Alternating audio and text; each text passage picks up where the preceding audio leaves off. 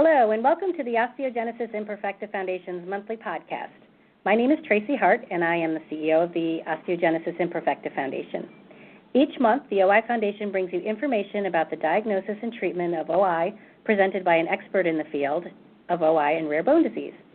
The podcasts are a part of the ongoing educational effort of the newly formed Brittle Bone Disorders Consortium, part of the National Institutes of Health's Rare Diseases Clinical Research Network.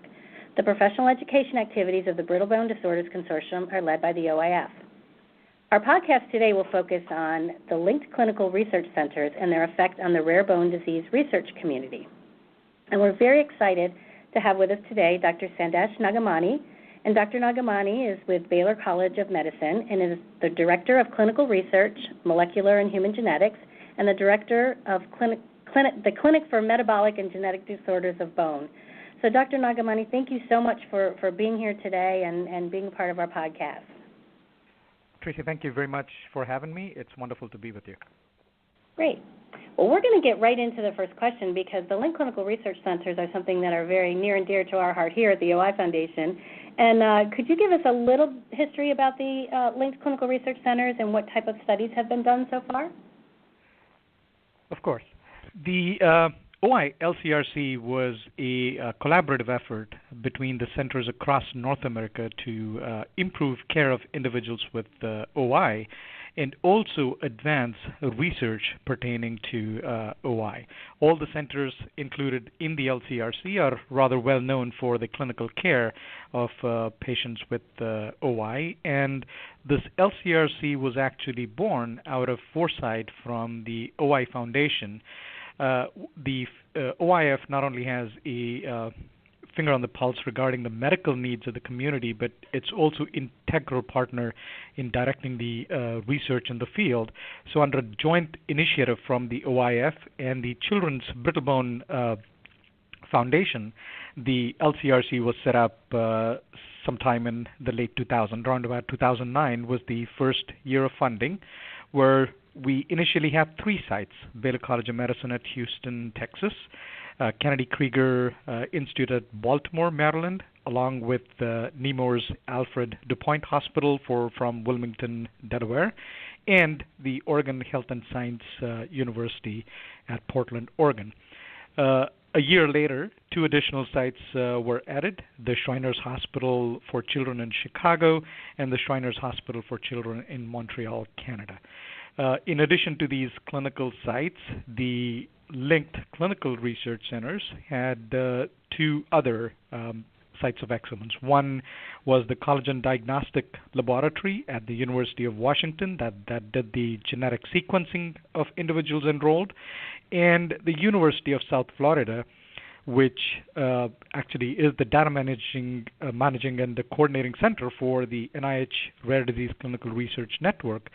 This site served as the data collection and analyses center. So the aims of the LCRC were to perform natural history studies. This was basically to understand what organ systems are involved, how OI affects individuals over time, how do various treatments affect the bone, and overall well-being of individuals with OI, and so on and so forth. Many clinically relevant questions that could be answered.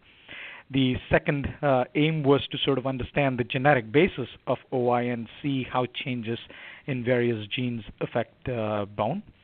The LCRC also aimed to facilitate and integrate research across centers by helping enrollment of patients, which, as you may realize, is very important in rare diseases. And a critical fourth component was to train researchers and clinicians in the care of OI and to attract new investigators into the field. So the overarching goal, should I say, was to provide better care and better access for patients and foster better collaboration and better research amongst investigators.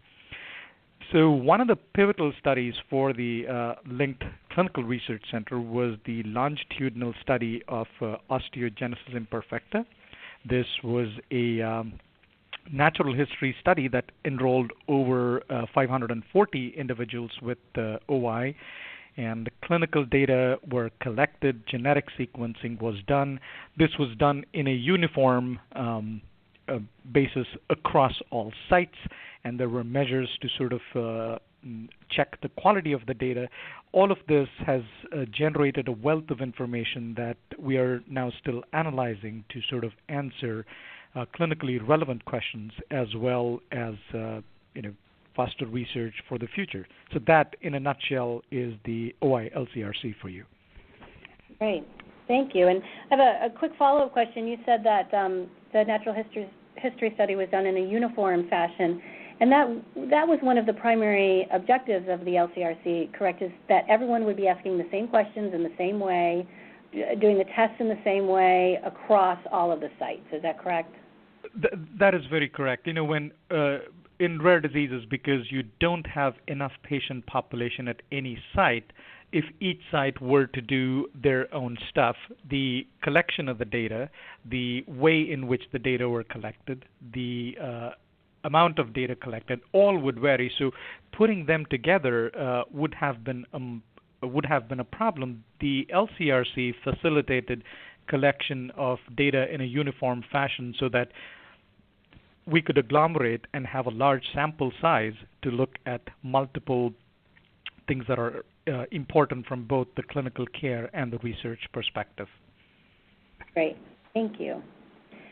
So let me ask you another question. In what ways have you seen OI research progress with the centers? Do you feel as though having something like the LCRCs, has springboarded, for lack of a better term, OI research, clinical research? I have to provide a disclaimer. I may be biased because I was involved with the LCRC, but if you would trust me to be objective in spite of the biases that creep in, I personally feel that the LCRC has had a significant impact on OI research. Now when we're faced with either research or clinically oriented questions, for example, if one were to ask, what are the pulmonary functions in OI? What actually happens to these? The first response that comes to the first thought that comes now is, we should mine the data from the LCRC and find out. And this has almost become the norm, wherein we can go back to the data and look at it. This was not possible a few years ago. The fact that this LCRC data was very valuable and this process was really important is underlined by the fact that the LCRC was the foundation on which the Brittle Bone Disorders Consortium, a new NIH-funded rare disease clinical research network, was funded and formed recently. The Brittle Bone Disorders Consortium has not only the sites included in the LCRC, but a few more. And, the BBD is fostering studies that help get evidence-based answers to many clinical questions, help identify new biomarkers, and explore novel therapies. This has sort of helped us enroll many new clinical sites and increase the access of not only care but also research to patients. So I definitely do think that LCRC was a springboard for OI-related clinical research. Great, thank you. Can you talk a little bit more about study recruitment? I know in the OI community, our community is very interested in participating in studies.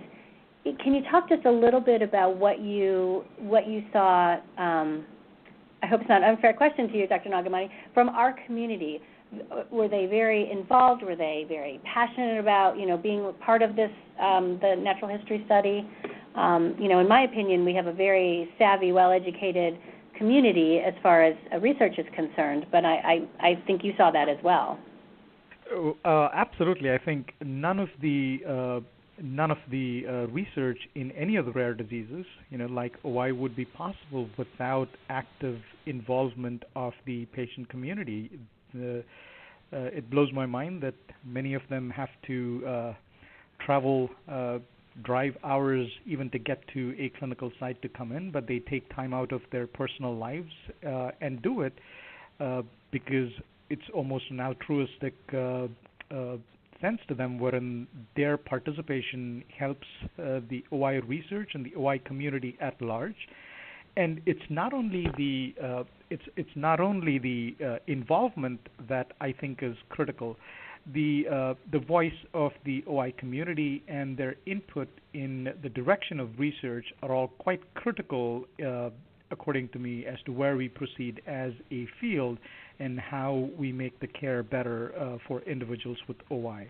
I think that both the advocacy groups such as OIF and the patient community in large have a very critical role in the research in this field. Great. And I know it's very exciting that we've had some actual, some of the findings published from the LCRC, and you touched on that a little bit, but could you talk a little bit more about that? Yeah, I'd love to. There, as you would very well know, rare disease research is hard because no single site would have a huge number of patients. And again, as we alluded to earlier, the data would not have been collected in a systematic fashion, so that making analyses using robust statistical methods would be a bit harder. But what the LCRC did was to sort of facilitate all of this much better. So what we have is multiple data points from their medical history, their family history, their genetic mutations, their fracture history. All of these we put together, and there are two major studies that have already been published. One was a cross-sectional study about the clinical characteristics in OI, which told us what would be the proportion of individuals with a particular subset of OI, let's say with a particular phenotype. What would be the bone density patterns in a milder form of OI as opposed to a more serious form of OI? Are there any correlations between some of the clinical characteristics in OI and, let's say, fractures or bone mineral density? This was the first publication that was published in Clinical Genetics. And more recently, we asked a question that we as clinicians often get asked. When there is prenatal diagnosis of OI, what would be the right mode of delivery? Many clinicians did feel that, because cesarean section was done under controlled circumstances, this would lead to less trauma to the fetus, and thus probably doing a cesarean section was better in terms of fracture outcomes at birth.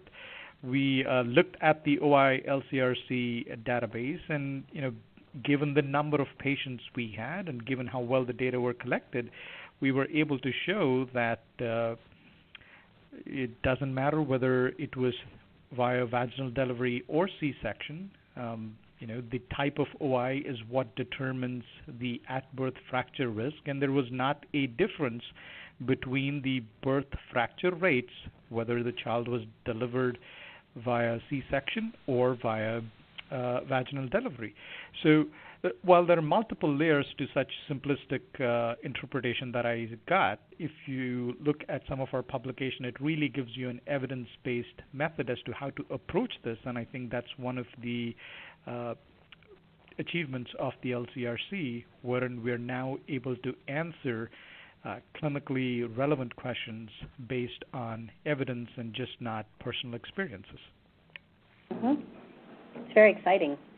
I want to go back to one thing before we go on to the next question. I think it pertains a little bit. When the OI Foundation first brought about the idea of the linked clinical research centers with the OI Medical Advisory Council and whatnot, it was very important that adults be a part of the effort as well. Can you comment a little bit on that, why it's so important to have both, the pediatric population and the adult population, especially in a rare disease like OI? Yes, and I'm an internal medicine trained doctor, and I typically take care of adults with OI. I think one issue that patients with OI face, and which is we're still struggling with, is most pediatric hospitals are well versed with the management of patients, but once they turn 18 or 21, depending on the hospital policies, they can't be cared for at the pediatric hospitals, which means that they have to transition their care to an adult world which basically doesn't have much knowledge about a genetic condition. In the LCRC, the representation of a good number of adult patients was pivotal to see what is the natural history in these adults. As we know, they don't fracture so much, I think, as the pediatric population. And what we would want to see going further is to sort of understand how treatment modalities are different for adults as opposed to children, and what are the newer age-related complications superimposed on OI. For example, once somebody turns 55, how does general age-related osteoporosis compound the already existing bone problems? So these are questions that are very important. So the fact that we had both pediatric and adult patients in the LCRC was quite important. Yeah, sometimes the word data doesn't sound very exciting, but to us it is, because we actually have the information now, which is very exciting. That is true.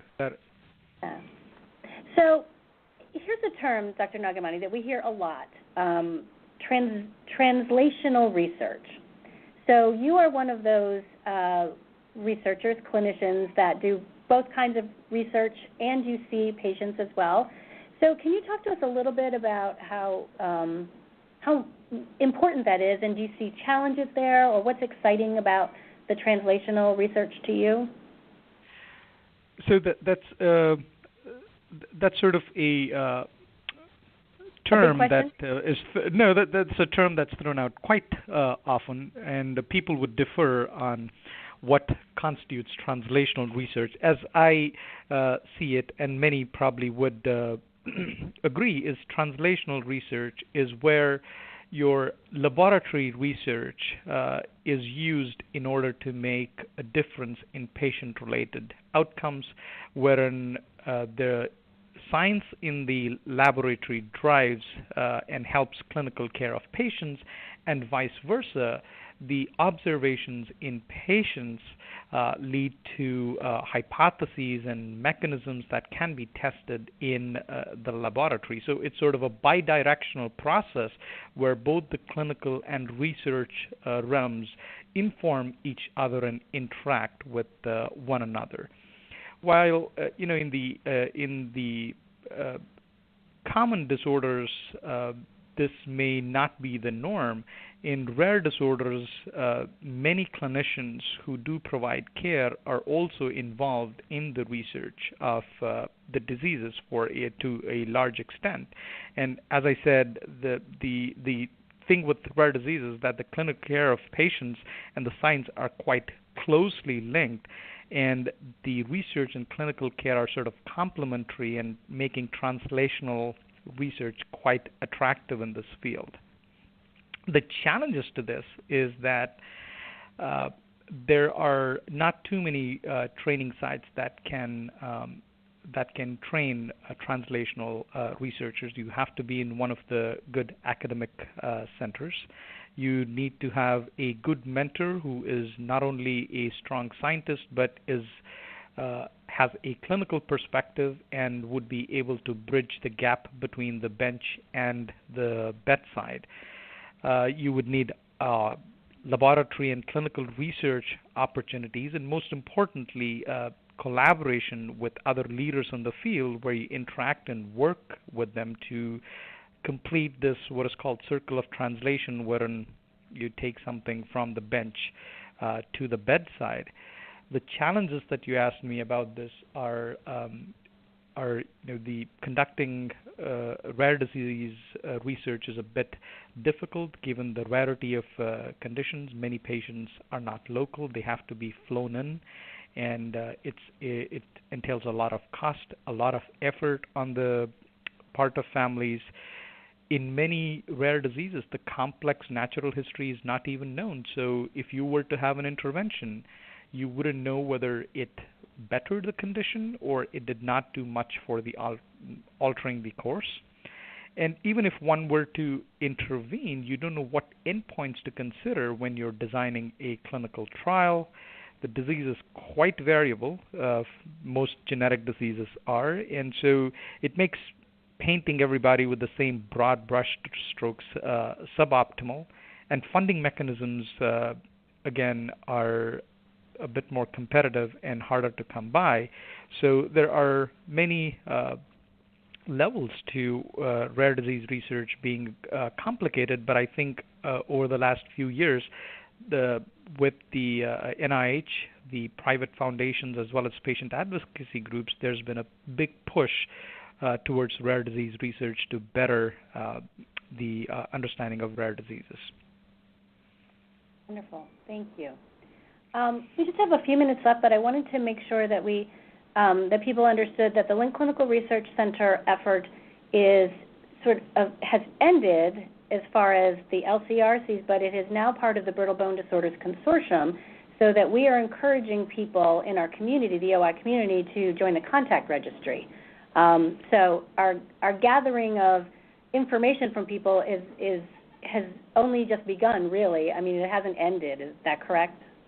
That is very correct, and I think that the gathering of the information and participation in the Brittle Bone Disorders Consortium is very critical for us to move forward to get a good amount of data to answer all the clinically and research relevant questions. And I would say that given that we have already gone through the LCRC, moving forward with the BBD, we are even more careful in what data we are collecting. We've had the experience now of a few years to know what really works and what does not work as well as expected. So we have made fine-tuning to the data collection processes, and it's very critical that the OI community who had participated before continue to participate in the BBD effort.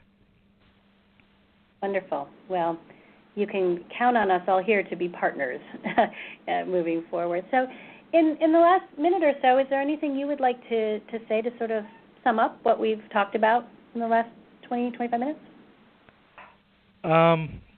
Well, I really am very excited to move forward with the Brittle Bone Disorders Consortium, and as if you go onto their website, you will know all the studies that are being conducted in the Brittle Bone Disorders Consortium.